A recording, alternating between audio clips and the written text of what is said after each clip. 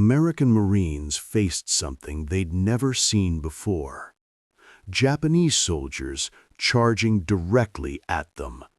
Screaming, weapons raised, no fear of ending. But what the Marines said after surviving these attacks changed how America saw the war. One Marine's words were so shocking they were kept classified for decades. And what they discovered about why these soldiers charged revealed a truth no one expected. Because when the dust settled, the Marines realized something terrifying. This wasn't just about winning battles anymore. The night before. The Marines didn't sleep much that night. They heard sounds coming from the Japanese lines across the field. Voices, chanting, something they couldn't understand. One Marine later said it felt like waiting for a storm you know is coming, but can't see yet. They checked their weapons 3 times, 4 times. Some wrote letters home they hoped would never be sent. The officers walked between the positions, trying to keep everyone calm. But even the officers looked worried, because intelligence reports had warned them about something called a Banzai charge. The Japanese would gather every soldier they had left and attack all at once. No retreat, no surrender. Just a massive wave of men running straight at American positions. The Marines had faced tough fighting before in the Pacific, but this was different. This was something designed to break their spirit, not just their lines. And as dawn approached, they were about to see it for themselves. The first wave hits. It started with a scream. Not one voice, but hundreds at once. The Marines looked up and saw them coming through the darkness. Japanese soldiers running full speed directly at their positions. One Marine from Oklahoma described it like watching a human tidal wave. They kept coming even when the first ones fell. The Marines opened fire, but the charging soldiers didn't slow down. Some were holding rifles, others had swords, a few carried nothing but grenades. The sound was overwhelming, gunfire, explosions, and that constant screaming that seemed to come from everywhere. A sergeant later told reporters it was the most intense 60 seconds of his entire life. Marines who had been in multiple battles said they'd never experienced anything like this. The Japanese soldiers seemed to have no concern for their own survival. They just kept pushing forward through the defensive lines. When the first wave finally stopped, the battlefield went quiet for a moment. But the Marines knew, something the history books would later confirm, this was only the beginning. What they saw up close. When the fighting paused, Marines started checking the area around their positions. What they found shocked them more than the attack itself. Many of the Japanese soldiers who had charged were barely trained. Some looked extremely young, maybe 17 or 18 years old. One Marine found a letter in a soldier's pocket that mentioned farming back home. Another discovered a family photo tucked inside a helmet. These weren't the elite troops they expected. A corporal from New York said it hit him hard. These soldiers knew they weren't coming back. They had been told to charge no matter what happened.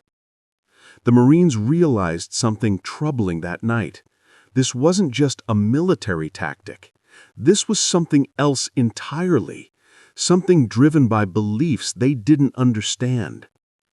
Officers started gathering information from what they observed. They needed to figure out why trained soldiers would accept these missions. Because if this happened once, it would happen again.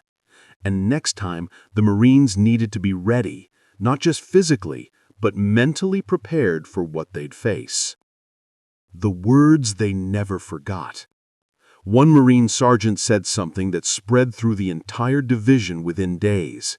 They're not trying to win, they're trying to take us with them. That single sentence changed how the Marines viewed every battle after that. Another Marine wrote in his journal that facing these charges felt different from regular combat. In normal fighting, both sides wanted to survive and complete their mission, but these attacks felt like the Japanese soldiers had already accepted their fate. A lieutenant from California told his men something they found hard to process. He said the enemy believed not returning home was an honor, not a tragedy. The Marines struggled with this concept.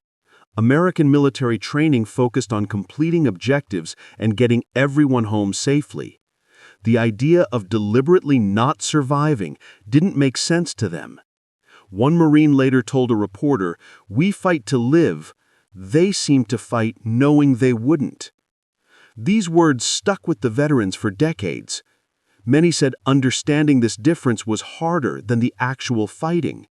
Because how do you prepare for an enemy whose goal isn't survival? The second attack. 3 nights later, it happened again. This time, the Marines thought they were ready. They had reinforced positions, set up better fields of fire, and positioned more machine weapons. But being prepared didn't make it easier to face. The screaming started around midnight. One Marine said the worst part wasn't the attack itself, it was the waiting between the sound starting and the enemy actually reaching their lines. Those 30 seconds felt like hours. This time, the Japanese sent even more soldiers. The wave seemed endless, just bodies pushing forward no matter what happened. A Marine gunner later admitted his hands were shaking so badly he could barely hold his weapon steady. Not from fear of being eliminated, but from the stress of what he was doing. Another Marine described it as the loneliest feeling in the world. Even surrounded by his unit, facing that charge made him feel completely alone. When this second attack finally ended, the Marines sat in silence. Some were crying, others just stared straight ahead. Their officers knew they had a serious problem. These attacks were affecting Marine morale in ways normal combat never did. The discovery. After the second attack, intelligence officers started investigating. They needed to understand what was driving these charges. What they discovered changed everything the Marines thought about their enemy. The Japanese soldiers were being told that capture meant dishonor worse than ending. They received messages that their families back home would suffer shame if they surrendered. One captured document explained that charging the enemy was the highest form of loyalty. A Marine translator said reading these papers made him feel sick. These soldiers weren't choosing to charge because they wanted to. They were doing it because they believed they had no other honorable choice. The officers shared this information carefully with the Marines. Some felt angry. Others felt something closer to sadness. One Marine from Texas said it made the whole war feel more complicated. "They're not monsters," he told his squad. "They're just told different things than we are." This realization didn't make the fighting easier, but it changed something. The Marines stopped seeing the Banzai charges as mindless attacks. They understood these were soldiers following orders and beliefs just like they were. What they said after. When the campaign finally ended, reporters asked Marines about their experiences. Most struggled to put them into words.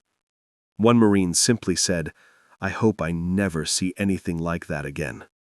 Another told a journalist that the hardest part wasn't the danger. It was knowing that every soldier in those charges knew what was going to happen. They weren't surprised, he explained. They knew. That's what made it so hard to process. A sergeant who had been in the Pacific for 2 years said these attacks changed him more than any other combat experience. Not because they were more dangerous, but because of what they represented. Back home, these Marines found it difficult to explain what they'd witnessed. How do you describe facing soldiers who seemed to have already said goodbye to life? One veteran said his family asked if he'd been scared during the war. "Scared doesn't cover it," he replied. "It was something else entirely." Many Marines kept these memories private for years.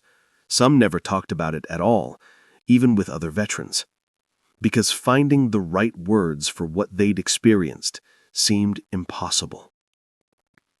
The lasting impact. Decades later, Marine veterans still remembered facing those charges. Military historians studied what happened and how it affected American forces. The psychological impact lasted much longer than the physical battles. One Marine said in an interview 50 years later that he still heard that screaming sometimes. Not in nightmares exactly, but in quiet moments when his mind wandered back. The military learned important lessons from these battles. They realized that understanding your enemy's beliefs matters just as much as understanding their tactics.